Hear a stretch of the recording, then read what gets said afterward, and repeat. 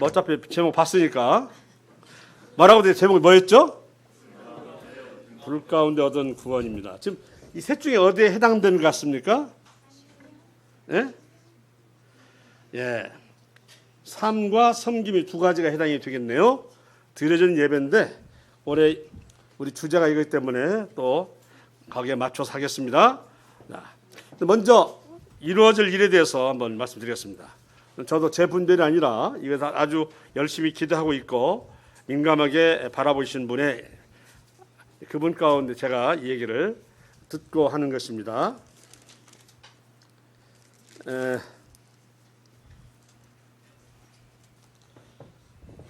이스라엘의 정치 상황이 지금 현재 시대를 알게 해준다. 현재 지금 이스라엘의 집권당인 리쿠르당이 있어요. 그리고 12년째인가요? 아주 강경 보수죠. 네타냐후라고 하는 이분이 총리인데 이번에 그 상대당하고 거의 동수가 나오다시피 하니까 120석에서 61석을 차지해야 되는데 아마 이렇게 저렇게 합쳐도 55석밖에 안 돼가지고 6석이 부족이 돼요. 청색당이라고 하는 전 국방부 장관이고 그의 비서실장이었던 당이 청색당인가 있는데 자기 뜻에 맞으면 그쪽으로 하겠다. 자기 뜻은 뭐냐? 하델이라고 해가지고 정통 종교주의자들 까만 옷을 입고 수염 붙이고 한 분들 있잖아요. 영상 보면 나오죠. 그 사람들도 군대를 보내면 내가 지지해 주겠다. 지금까지 군대를 안 가거든요.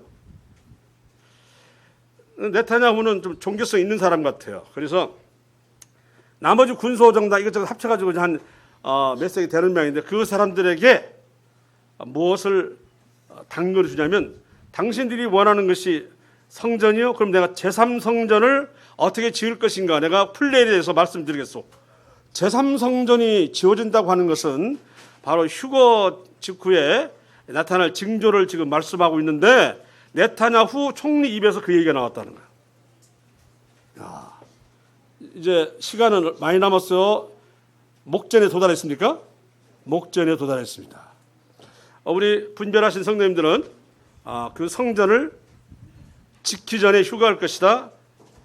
뭐 이렇게 얘기를 많이 하는데, 뭐 러시아가 이스라엘 치는 장면을 한번 구경하고 그 뒤에 이제 성전이 지어진다고 하는 얘기도 있고 여러 설이 있는데 어쨌든 거룩한 것의 가정의 승을 보면 피신을 하고 있는데 그때는 우리에게 해당되는 게 아니고 7년 환란 때 남겨진 사람들에게 해당되는 얘기니까 이 제3성전 얘기가 나왔다는 것. 또 하나 사우디아라비아의 도시 건설 두바이를 능가하는 도시를 건설해달라.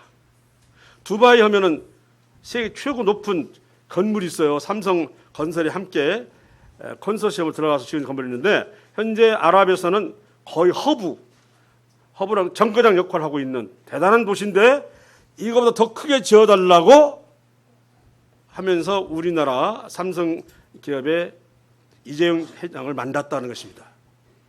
그럼 이걸 뭘 의미하느냐라고 한다면 계시록 18장에 보면은 바빌론에 온갖 세상의 모든 상인들이 모이고 그걸 뭐 금은 보석과 향신이 다 모여서 이제 세계의 중심 도시가 되는데 그 도시가 멸망하는 내용이 나와 있어요. 바벨론이 어디냐? 예루살렘은 지형상 이룰 수가 없어요. 너무 평지가 없기 때문에. 그래서 아랍 쪽 계통이 아니겠냐 하면서 평지 계통인 메카가 있고 메디나가 있어요. 메디나 부근에다가 600조 규모의 도시를 짓는데 아마 2배까지도 예상하고 있다 하면 1200조. 그런데 이제 그것이 바벨론을 싣는 도시냐? 결국 이런 얘기들이 나온다고 하는 것은 우리 때가 많이 남았다? 아니면 적게 남았다는 얘기를 하고 있는 거예요. 나머지 구원자는 이제 7년 후에 받아라 그 말이에요. 나머지는 지금 안 받으면 이런 얘기가 나와서 이런 얘기가 이제는 막 현실감 있게 다가오고 목전에 있구나 하는 것을 염두에 두고서 이제 말씀을 하겠습니다.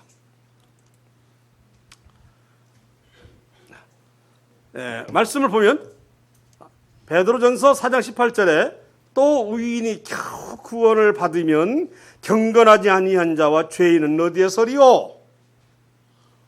의인이 겨우 구원을 받으면, 결국 이 말은 뭐냐면 지옥만 면하고 상급을 포기하는 삶을 사는 이것에 대해서 반의법으로 말하고 있어요. 어디에서리요? 왜? 죄인들의 삶과 구원받은 삶이 전혀 분별이 안 되면 그 말입니다. 그러고서야 죄인들에게 뭐라고 할 것이냐 하는 거죠.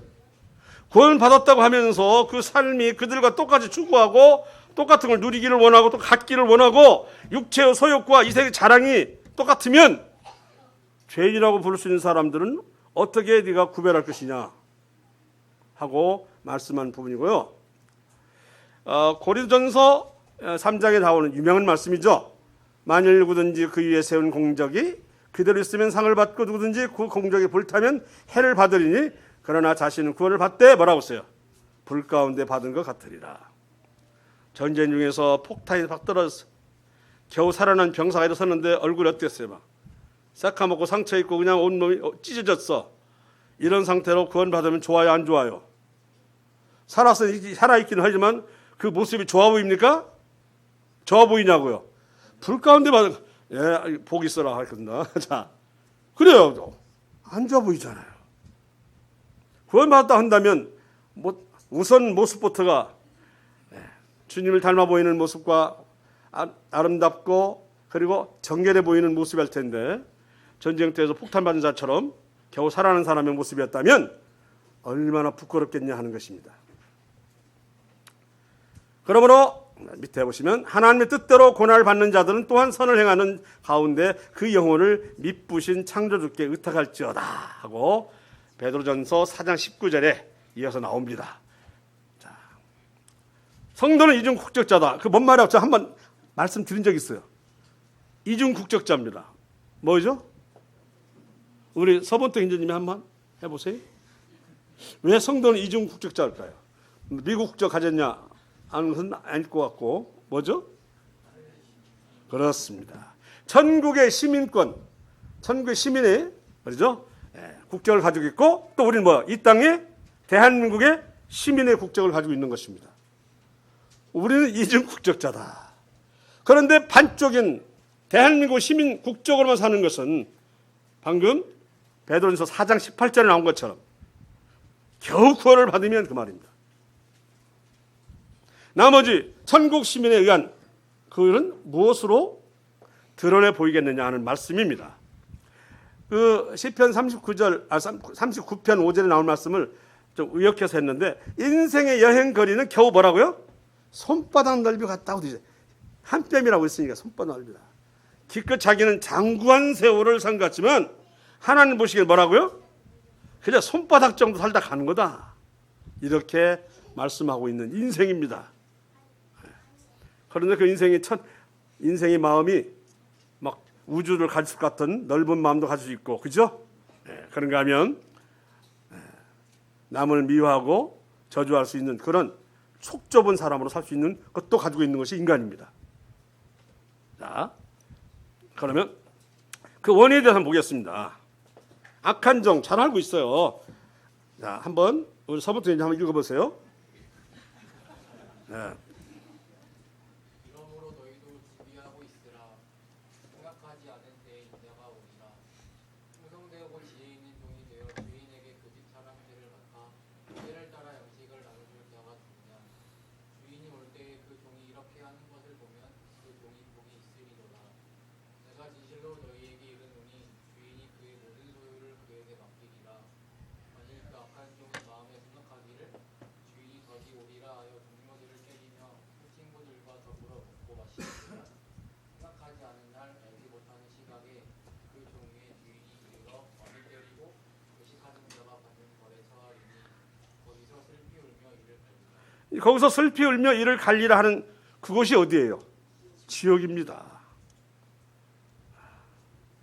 종은 어떤 특별한 일을 하도록 부름을 받은, 일반적으로는 그저 상전의 지시를 받고 살아가는, 때로는 물건처럼 취급받는 존재라고 하겠지만, 이제 성경에서는 때로는 뛰어넘는 하나님의 청지기도 종입니다.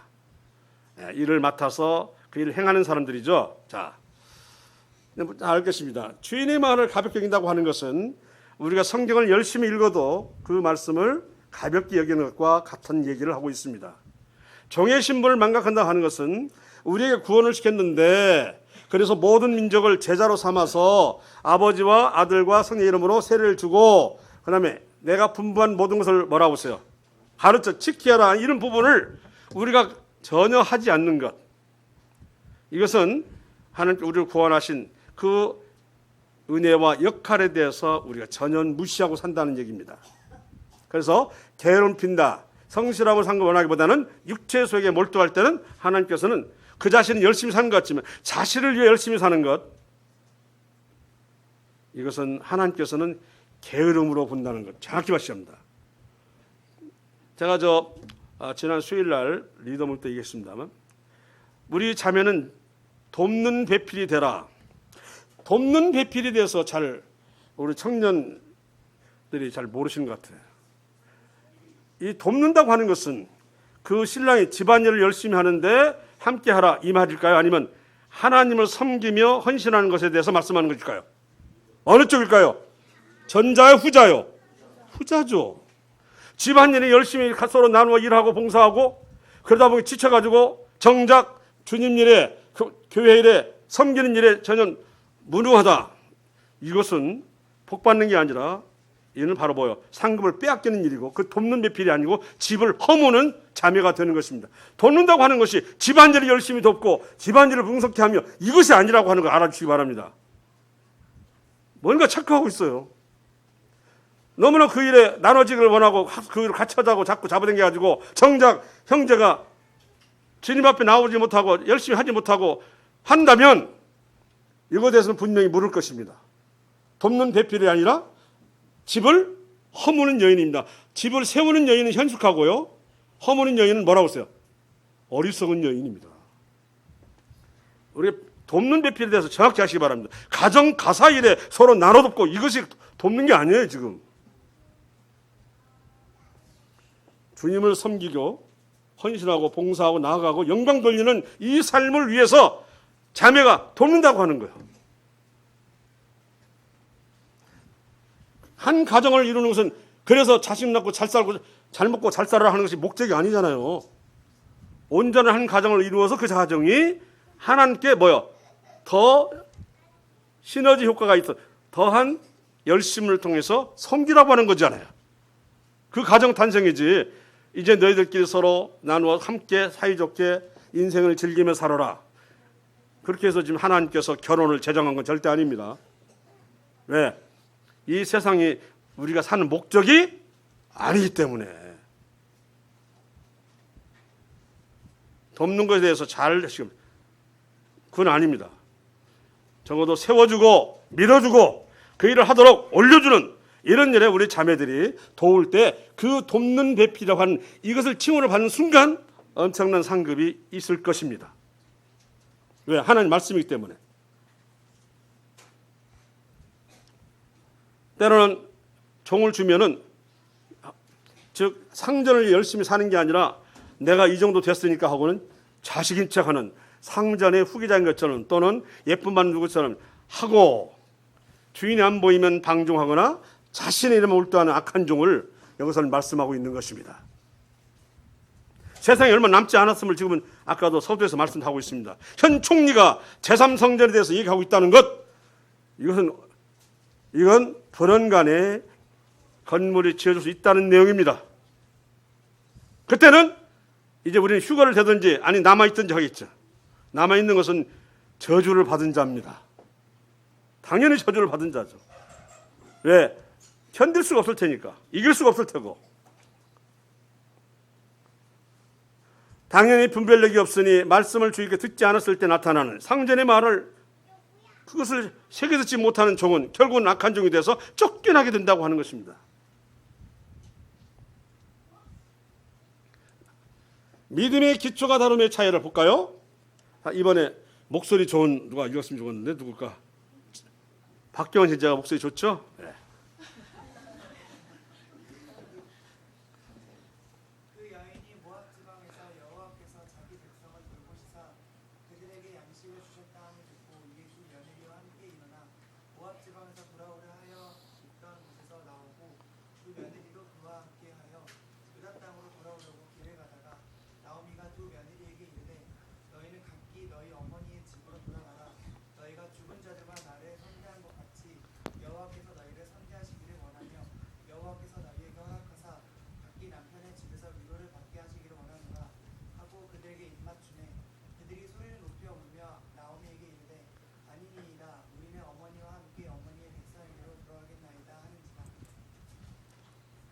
계속 읽어야죠. 이따 말은. 다시 울더니 오르반은 그의 시어머니에게 입맞추되 룻은 그를 붙쫓았더라. 나오미가 또 이르되 보라 내 동서는 그의 백성과 그의 신들에게로 돌아가나니 너도 너의 동서를 따라 돌아가라 하니 룻이 이르되 내게 어머니를 떠나며 어머니를 따르지 말고 돌아가라 강권하지 마옵소서. 어머니께서 가시는 곳에 나도 가고 어머니께서 머무시는 곳에서 나도 머물겠나이다. 어머니의 백성이 나의 백성이 되고 어머니의 하나님이 나의 하나님이 되시리니 어머니께서 죽으시는 곳에서 나도 죽어 거기 묻힐 것이라. 제가 여러분께 한번 묻겠습니다. 오르바와 룻의 차이가 어째서 생겼을까요? 지금 오르바는 시어머니 나오미 말대로 다시 자신의 고향으로 간다는 얘기고, 룻은 끝까지 자기의 고향을 떠나서 시어머니의 고향을 함께 간다는 내용인데 무엇이 이렇게 차이 나겠을까요? 전에 한번 제가 이 강대에서 한 얘기가 있었는데, 오르바는 무엇을 의지했고 룻은 무엇을 의지했다라고 했었습니다. 예. 오르바는 남편을 의지했고, 예. 그 다음에 아주 잘 나가고 있어요. 룻은요.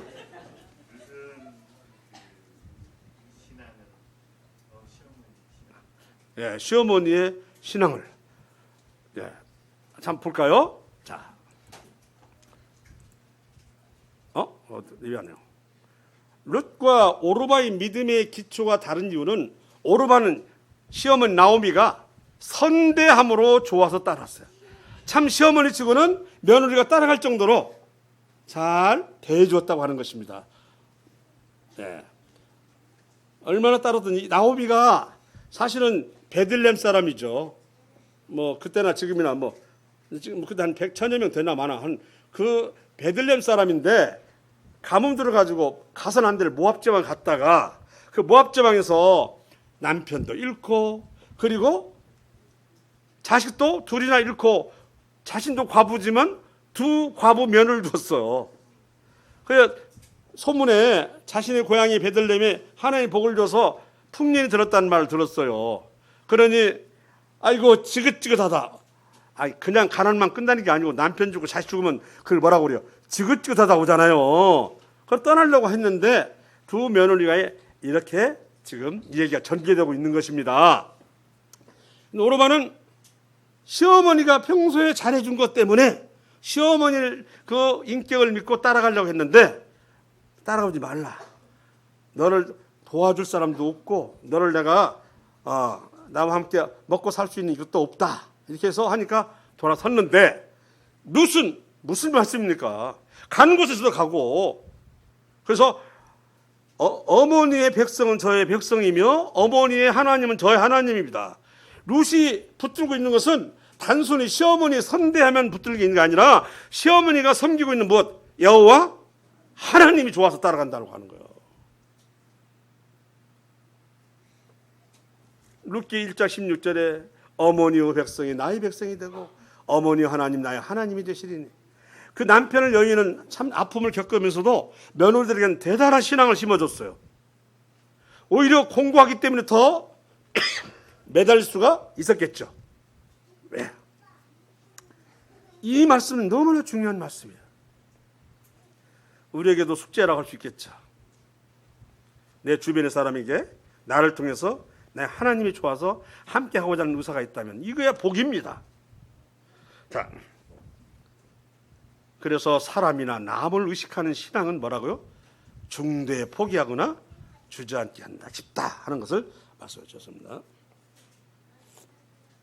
자, 우리도 마찬가지 신앙이 그저 사람들 모임이 좋고 사람이 좋고 재미가 있고 사귐이 좋아서 이렇게 신앙생활을 하는 것 오래 못 가요.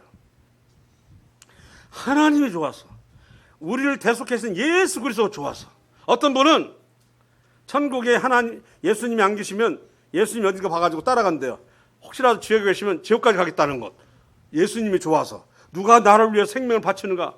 그런 분이 예수님인데 그분이 있다면 내가 그거라도 따라가야지. 이렇게 말씀하시는 분이 있습니다. 갈 리가 없겠지만 바로 그거예요. 우리가 신앙생활하고 그리고 공동체 생활하는 것의 중심은 사람이 좋고 재미있고 사귐이고 이것도 물론 필요하죠. 하지만 이것 자체 먹으면 절대 안 돼. 바로 우리를 구원하신 주 아시겠죠? 바로 그는 하나님이 좋아서 따라야 한다고 하는 것을 롯과 이 오르반은 확실하게 드러나 있다고 하는 것입니다. 그래서 열심히 시어머니와 함께 사늘고 모시고 봉양하는 일을 하다가 일이 딱 터지면 끝까지 가는 루시 있는 같은 신앙인 성도가 있는가 하면 중간에 돌아서는 오르바 같은 사람이 있다고 하는 것이죠. 이건 우리 성도들의 삶에 있어서 보편적 삶을 지금 보여주고 있다고 하는 것입니다. 우리는 사람 자체를 바라보고 사람에게 재미있어서 따라붙는 것은 언젠가는 분명히 실망을 하게 되어 있습니다. 자, 여건의 적합성을 따라 행한다. 값없이는 내 하나님 여호와께 번제를 드리지 아니하리라. 오르는 타작마당에 언약궤가 있는데 그 타작마당에 언약궤를 둘 때 그냥 타작마당 쓰세요라고 했는데 아니다. 난 값을 치르겠다. 그리고 모시겠다. 이게 이제 다윗이 한 말인데 나는 값없이는 내 하나님 여호와께 번제를 드리지 아니하리라. 읽겠습니다. 그리스도인이 되는 데는 아무 희생도 필요 없지만 진정한 제자도의 삶은 많은 희생을 요구한다. 아무 희생도 요구하지 않은 것은 또한 아무 가치도 없는 것이다. 종종 우리의 헌신의 정도는 편의와 반응, 비용을 고려하여 결정한다. 피곤치 않고 등산객이나 다른 관련된 일이 없으면 주중 집회에 참석하고 또한 이제 예배 시간이나 또는 기타 집회 시간에 할 수 있는 공중 기도도 또는 간증도 복음을 전하는 일도 거북스러우면 침묵하고 교회 청소나 허드렛 일을 돕는 것도 번거로우고 거추장스러우면 등을 돌리고 손님을 접대하는데 비용, 편의, 청결 이거 안 돼 해가지고 접어버리는 것 이런 식으로 하는 이걸 보고 여건의 적합성을 따라 하는 믿는 신앙이라고 하는 것이죠. 조금도 내 희생이 없이 남은 짜투리 가지고서 뭐 해보려고 하는 것 이것은 말라기성 예배라고 해요. 뭔 성? 말라기성 예배예요. 재물을 가져와도 눈먼 거, 피병 든 거, 다리 저는 것 이 양을 하나님께 가져와. 만약에 그들을 다스리는 총독의 그런 재물을 가져오면 총독이 좋아해요? 아니면 화를 내요? 당연히 화를 내겠죠. 그래서 정작 다 봐가지고 10마리 있는데 딱 봐. 저는 피병에다가 다리 전에 이 두가 이 어디 가는데요? 어디 가겠나? 성전 가는 거지. 이게 예배다 이거죠. 그게 말라기성 예배라고 그래요. 나머지 거, 여유 있는 거, 짜투리로 주님을 섬기고자 하는 마음은 말라기성 예배입니다. 그 예배를 그 말라기 받으신다고 해서 패하신다고 그랬어요.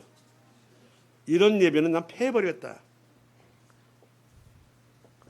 우리말로 말하면 그다 더 나아가서 똥칠하겠다고 그랬어요. 우리한테. 이렇게 하는 예배들은 똥칠해버리겠다. 그런 식으로 가까운 말씀하셨어요. 아주 하나님께서 진노하신 거. 그래서 얼마나 진노하실 건데 400년간을 끊어버렸어요. 400년간을. 그 안에 얼마나 많은 사람들이 태어나고 살다가 죽었겠어요. 복이 없이 살다 죽은 거지 뭐.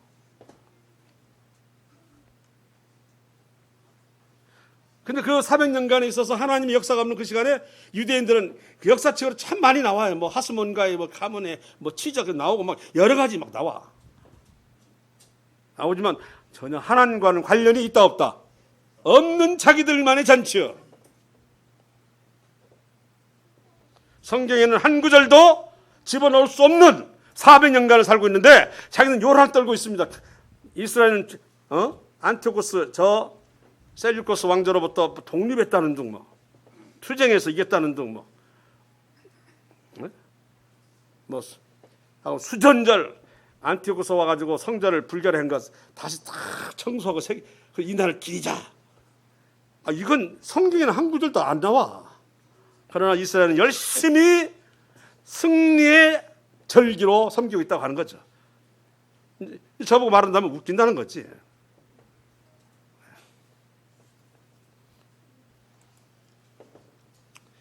핑계와 분명으로 물러서는 일.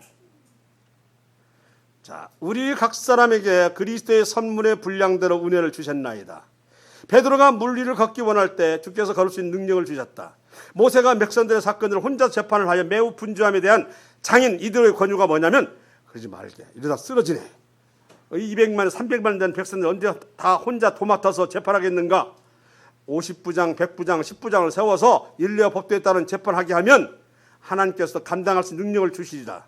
그 밑에 출애굽기 18장 23절 이렇게 그대가 이 일을 하고 하나님께서 그대에게 인가하시면 그대가 이 일을 감당하고.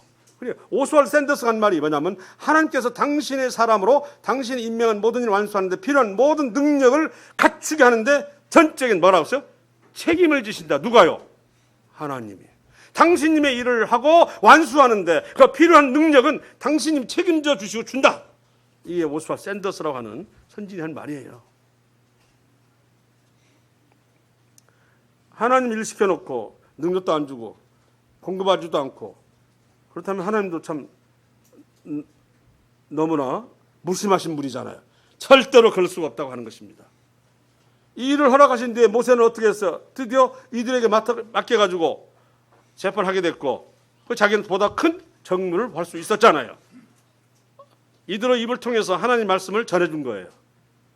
인가시면. 그래서 이걸 허락하시면 아마 내가 말한 대로 잘 될 것입니다. 이렇게 하고 장인이 말하는데 그대로 하니까 하나님이 딱 이들의 말을 통해서 한 것이기 때문에 그대로 되었고 그래서 영적인 일에 몰두할 수 있었다고 하는 것입니다. 그냥 재판하다 보면 뭐 200만 혼자 재판해봐요. 재판도 가능합니까? 할 시간도 뭣도 제대로 판결도 뭣도 잘 안 될 것 같아요. 자, 이번에 이게 참 중요한 얘기입니다. 바라는 일만으로도 평가하시는 하나님. 이게 무슨 뜻이냐? 이 마음이 네게 있는 것이 좋다. 네 행동이 네가 하는 것이 좋다도 좋지만 이거는 이 마음이 내게 있는 것이 좋도다. 열왕기상 8장 19절인데 윌리엄 맥도날드 이렇게 설명했습니다. 일단 보겠습니다. 하나님은 우리가 그분을 위한 우리의 소원을 실행할 수 없더라도 그러한 소원 자체는 소중히 여기신다. 물론 원인이 주저함이나 게으름이 있다면 안 되고 예를 들어서 한 그리스도인 아내가 그랬습니다. 지역교회 모든 집회에 참석하기를 원하는데 그의 술주정뱅이 남편이 집에 있으라고 고집한다면 남편에 대한 순종, 다른 성도와 모이기를 원하는 그녀의 바람 하나님께서 소중히 여기신다. 비록 때에 따라서는 참석지 못하여도 그의 절절한 마음을 아시기 때문에 남편을 순종케 해서 고치고자 하는 마음, 하나님께 인정하고자 하는 그 마음을 알기 때문에 그 정성도 상급으로 평가하시겠다는 거예요. 비록 집회에 참석지 않았지만 물론 이렇게 진정한 절절하게 근심하고 있을 때 하는 얘기예요. 뭐 게으름과 나약함을 항상 안 됩니다. 좀 이해하시죠, 엄마니가. 예를 들어서 애찬도에 참여하여 애찬 봉사를 하려고 하지만 건강이 허락지 않아가지고 못하여 슬퍼한다면 하나님 앞에서 다른 이들이 그들의 수고로 인해 받는 그 풍성한 보상을 그녀의 눈물로 인해 받을 것이다. 내가 애찬에 참여하지 못했지만 열심히 함께하지 못했지만 이렇게 저렇게 조언도 하고 때로는 뭐 이렇게 하는 이것이 같은 애찬을 봉사하는 손길에 같은 보상을 받는다는 얘기예요. 그 마음이 정말 중요한 거예요. 이해가시죠? 내가 때에 따라서는 내 형편이 그래서 내 몸이 그래서 할 수가 없을 수가 있어요, 없어요? 있잖아요. 그러나 마음을 하고 싶은데 그 마음을 하나님께서는 모르지 하시는 게 아니라 보시자는 거예요. 그 마음을. 내가 집회에 참석하고 싶은데 이 남편 때문에 못해. 어느 때는 했다, 어느 때는 너무 눈치해서 너무 심하게 안 해. 그런데 막 난 집회에서 지금 말씀 듣고 섬겨야 되는데 하고 막 있다면 하나님 아신다는 거야, 그 마음을. 그래서 집회에 참석하는 만큼이나 하나님께서 평가해 주신다는 내용입니다. 이해하십니까? 예. 나의 마음조차 없어보면 안 돼. 이 마음을 산다 그 얘기예요.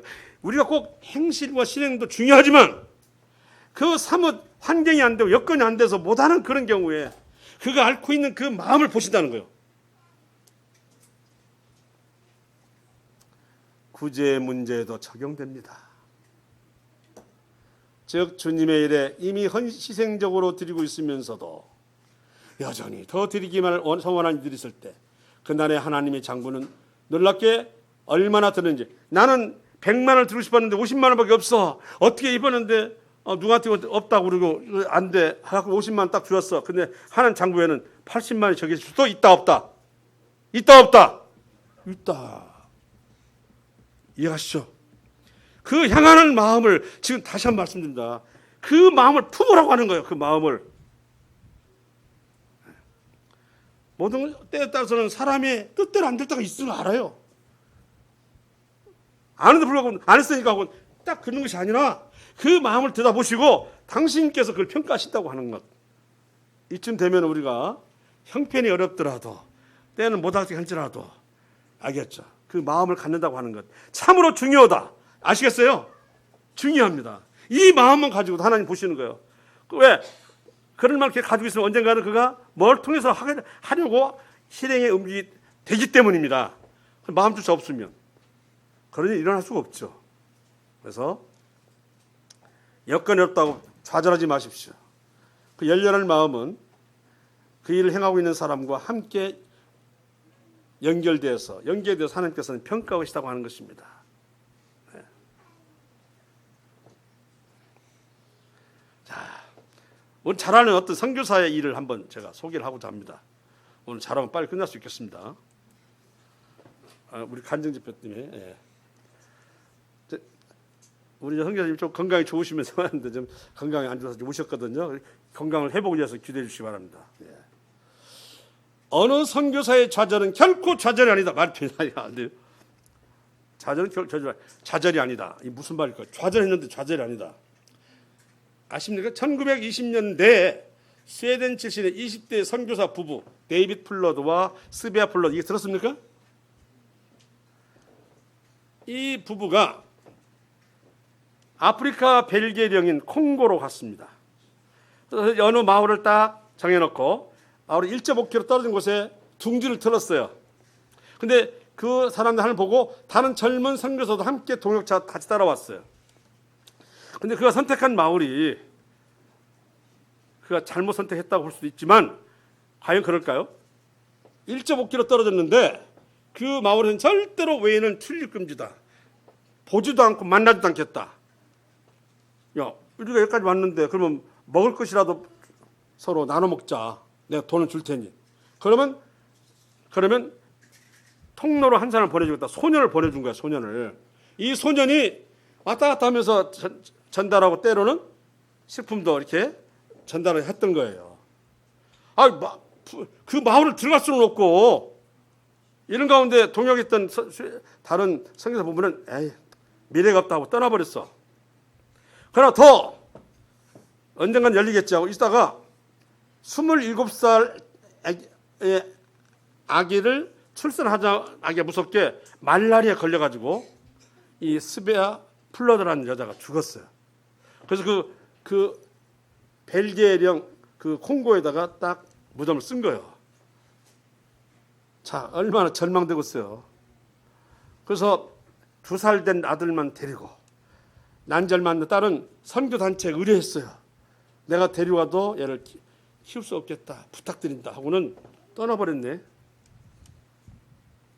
그 아기는 딸이었는데요. 그 아기는 미국의 어느 가정, 그리스도인 가정에 입양이 되어서 거기서 자랐습니다. 그 딸이 어느 날 장성에서 얘기해요.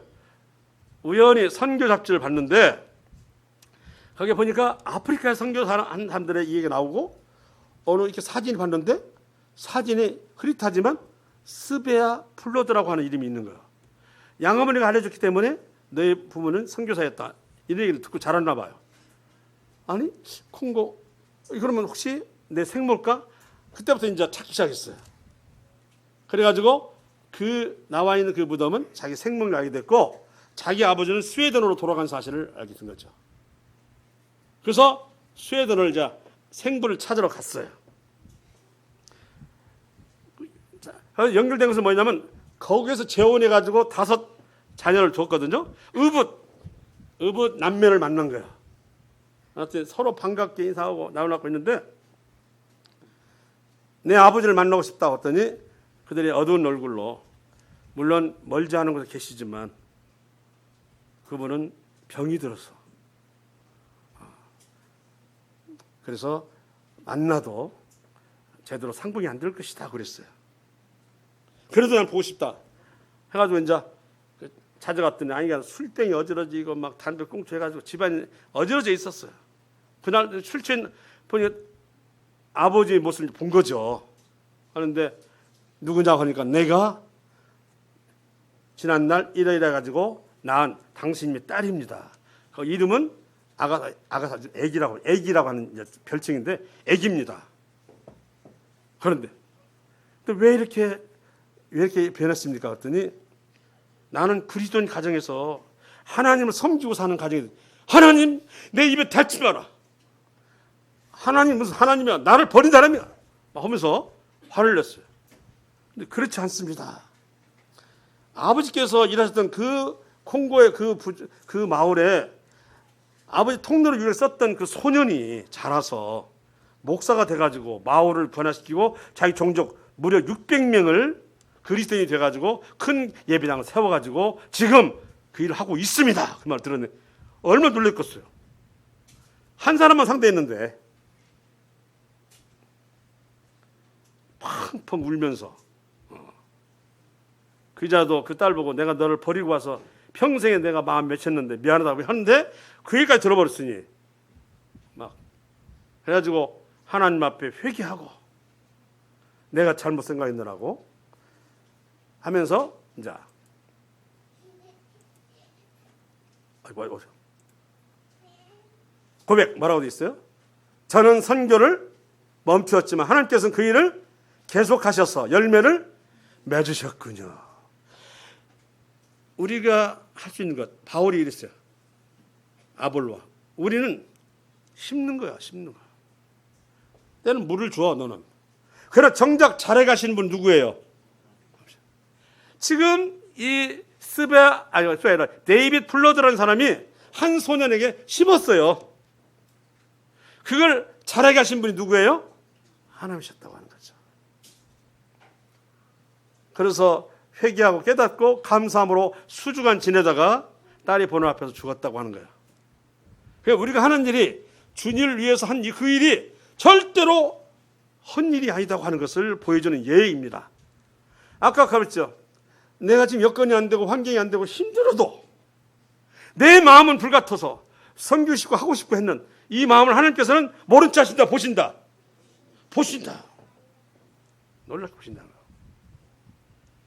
하나님 인생이 아니십니다. 사람은 보이는 것 외에는 몰라요. 하나님은 보이지 않는 것에 영원하시기 때문에 이런 마음을 귀히 여기시고 애돌애돌하고 막 왜 함께하지 못했다 하는 그 마음도 이루신다고 하는 거예요. 우리가 아무리 여건이 어렵더라도 마음까지 포기하면 된다 안 된다? 안 된다. 이제 이 세상은 결코 그렇게 오래 남지 않았습니다. 아직 구원받지 못한 사람은 그때는 7년 환란에서 받으라. 이렇게. 나는 대충 끝나고 갈 줄 알았더니 이렇게 때가 얼마 남지 않았다. 현재의 네타냐후 총리가 그 얘기를 담았다고 하는 것. 아니 때만 되면 그냥 우르륵 세워지는 게 왜 모든 기구가 다 이미 다 다듬어져 있다고 하는 거 아닙니까 지금. 그래서 그중 하나 성소 안에 있을 7 촛대를 우리 통곡의 벽에 가면은 딱 번호를 딱 내걸어놨어요. 상당히 커요. 장차 성전이 지어지면 바로 그 금촛대로 딱 촛대라기보다는 등잔대죠. 딱 들어앉을 거라고 보여주고 있는 바로 이런 시대에 살고 있습니다. 7년 환란 때 세계의 중심지가 될 바벨론 도시가 지어질 예정이고 이런 것을 보면서 그것은 우리가 보든 안 보든 상관이 없습니다. 그 7년 환란 때 중심 도시이기 때문에 이런 얘기를 듣고 이제는 얼마 안 남았구나.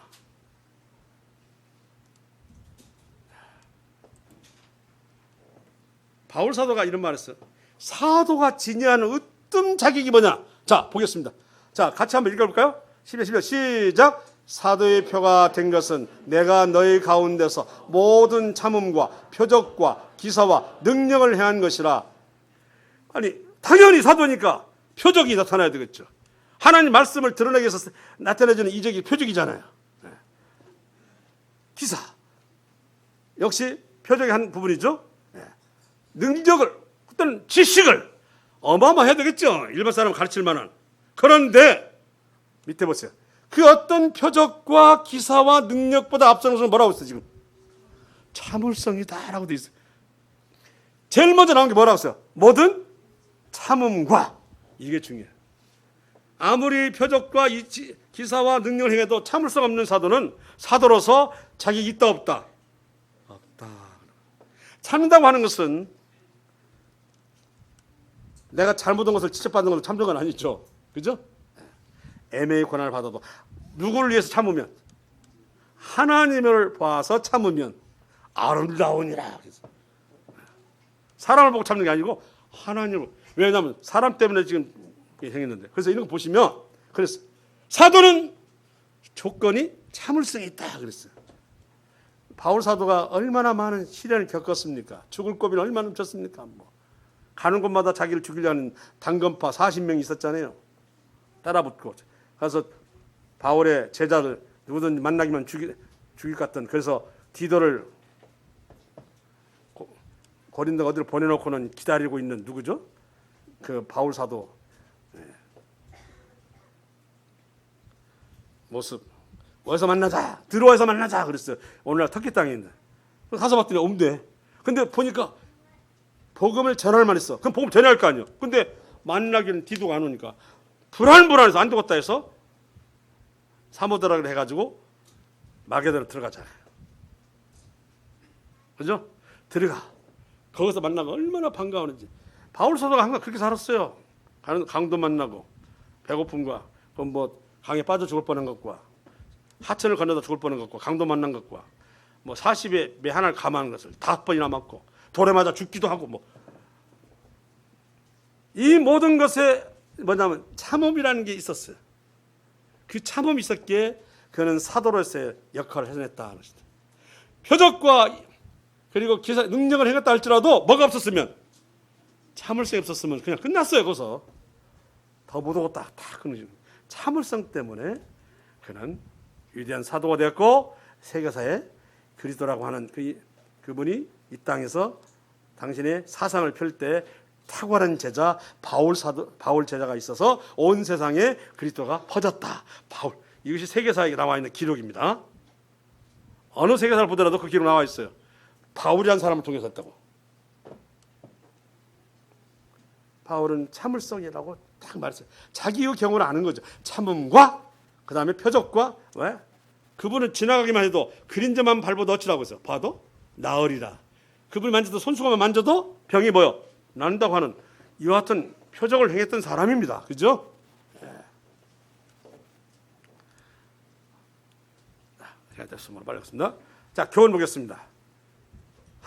같이 읽습니다. 시작. 하나님을 사랑하면 그 사람은 하나님도 알아주느니라. 아멘.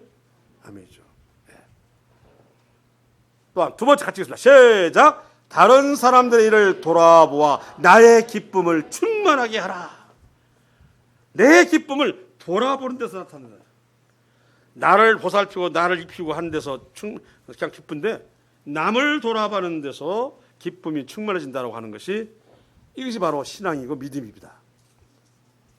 구원만을 원하고 상급을 쌓는 일을 거스리 하는 것은 구원하신 하나님에 대한 모독이다. 어느 분이 썼는데 이름을 몰라갖고 지금 읽다가 이름을 잊어버렸어요. 모독이래, 모독. 잘 알고 있는 말씀 있죠? 그 주인이 이르되 잘하였도다. 착하고 충성된 종아, 네가 작은 일에 충성하였으니 내가 많은 것으로 네게 맡기리니 내 주인의 즐거움에 참여할지어다. 아멘. 잘 알고 있죠? 그렇죠. 아까 말한 악한 종을 모여서 내 주인이 더디올까 하여 하고는 막 먹고 마시고 떠들고 말하는 데는 때리고 아마 종 중에서도 직분 있나 보죠. 동료를 때릴 정도니까. 그러다 주인이 호련히 나타나면 그는 이를 갈고 어두운 곳에서 팍팍 갈면서 저주하고 있을 것이다 하는 얘기를 말씀하고 있는 것입니다. 자, 이게 중요한 말씀이요. 에베소 4장입니다. 같이 시작. 이는 성도를 온전하게 하여 봉사 일을 하게 하며 그리스도의 몸을 세우려 하심이라. 성도가 온전하게 되는 데 있어서 뭘 한다고 했어요? 봉사, 섬김입니다. 섬김, 봉사. 일을 할 때 다듬어가고 그리고 다름을 받아서 온전해져 간다고 하는 거예요. 일을 안 하면 그런 가정들이 겪을 수가 없어요. 없으니까 항상 미숙한 상태로 있을 수밖에 없지만 주님을 섬기고 봉사하면 주님을 통해서 다름을 받아요. 네. 가르침을 받고 배우고 그다음에 이렇게 안전히 간다. 또 한 번 전에 했던 얘기인데 모압은 예로부터 평안하고 포로도 되지 아니하였으므로 마치 술에 찢기 위해가 있고 이 그릇에서 저 그릇에 옮기지 않을 것 같아서 그 맛이 남아있고 냄새가 변치 아니하였도다. 술통에서 술 담으면 그래 어느 정도 되면은 밑에 찢기가 있잖아요. 있는데 불구하고 계속 놔두면 이게 또 썩은 발효가 돼가지고 술 썩어. 그러니까 하고 뭐요? 옮겨줘야 돼. 옮겨서 하면 또 밑에가 또 가라앉아. 또 찢게 냄새 나기 시작해. 또 옮겨. 그렇게 해서 좋은 술을 받아내는데 귀찮다고 내버리면 어떻게 됐어요? 처음에 잘 됐는데 계속 나면 찢기가 썩어갖고 어떻게 되냐고. 술 자체가 썩어버리죠 뭐. 우리나라 술은 아닌 것 같은데 모르겠어요 지금. 그건 뭐냐면 너무 편안과 너무 족함에 머물러 있으면 이리저리 옮겨 다닐 수 있는 시험을 또는 고난도 없어가지고 결국은 고요함 속에 썩는다는 거예요. 신앙이 썩는다는 거예요. 신앙이 찢기로 말미암아 부패되고 어느새 내 신앙은 바닥에 떨어지고 구원을 받았어. 그런데 구원만 받고 끝나면 죄인을 어디에 서리요? 똑같은 말 나와요. 그래서 옮겨짐이라고 하는 것을 겪어야 돼요. 때로는 시험도 또는 고난을 통해서 그랬을 때 점점 정금같이 되어져 이 혼합금으로 섞여 있는 이 존재가 점점 정금으로 오직 순수한 금으로 달려간다. 그래서 찌꺼기들 자꾸 뭐 해야 돼요? 치워야 돼요. 그 일도 뭘로 나타나냐 하면 주님을 섬김과 봉사해서 이 일이 나타나요. 집에 가만히 앉아있고 내 몸을 위하고 내 가족을 위하고 그것만 쳐다보고 있으면 계속 그 찢기가 부패하고 있는지를 모를 것입니다. 자, 아멘 되시죠? 네. 오늘 불과 너는 구원으로 멈추지 말라고 하는 것입니다. 때도 얼마 남지 않았는데 지금부터 뭐 그냥 거꾸로 준대말로 제대 며칠 남긴 헌일 말이죠. 거꾸로 매달아도 죽지 않는다. 그런 말 들었어 안 들었어? 들었죠? 예. 그렇죠. 시간을 흘러간다. 맞아. 가장 지루할 때죠. 얼마 남겨놓고 있다. 자, 그럼 문제는 뭐냐? 바로 지금이 그런 때다라고 생각하셔. 우리가 환경이었다. 한탄하지 마세요. 그러나 마음을 절절히 하시면 하나님은 어느새 그 일을 할 수 있는 기회를 주십니다. 그럼 마음조차 없으면 여러 가지로 얻을 수 있고 가질 수 있는 그런 기회를 다 놓칩니다. 성도를 온전케 하는 것이 바로 봉사요 헌신 있다고 하는 것을 기억해 주시고 앞서가서 말하고 있어요.